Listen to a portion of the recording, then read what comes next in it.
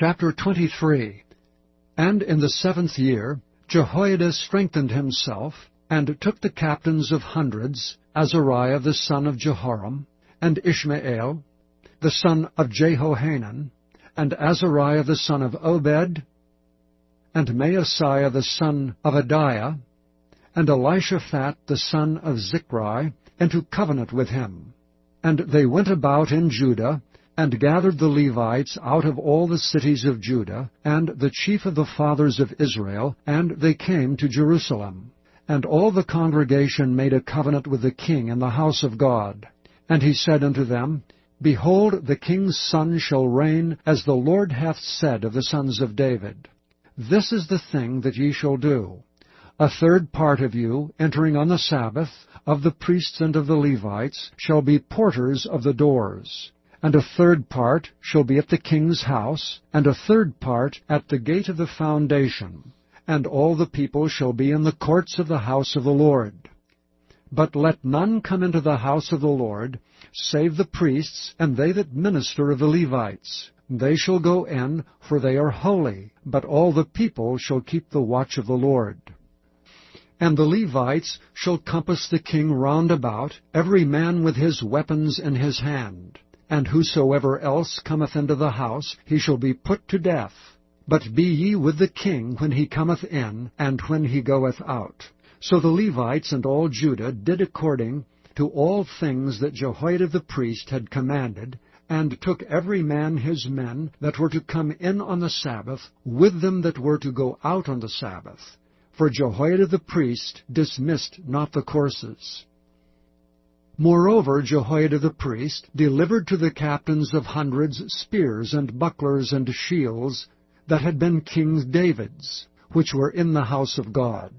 And he set all the people, every man having his weapon in his hand, from the right side of the temple to the left side of the temple, along by the altar and the temple, by the king round about.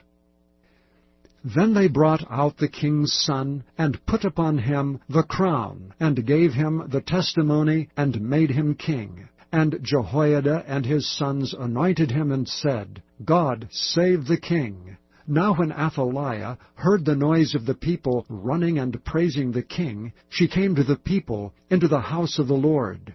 And she looked, and behold, the king stood at his pillar at the entering in, and the princes, and the trumpets by the king, and all the people of the land rejoiced, and sounded with trumpets, also the singers with instruments of music, and such as taught to sing praise.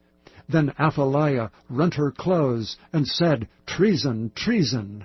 Then Jehoiada the priest brought out the captains of hundreds that were set over the host, and said unto them, Have her forth of the ranges, and whoso followeth her, let him be slain with the sword. For the priest said, Slay her not in the house of the Lord. So they laid hands on her, and when she was come to the entering of the horse gate by the king's house, they slew her there. And Jehoiada made a covenant between him, and between all the people, and between the king, that they should be the Lord's people. Then all the people went to the house of Baal, and brake it down, and brake his altars and his images in pieces, and slew Mattan, the priest of Baal, before the altars.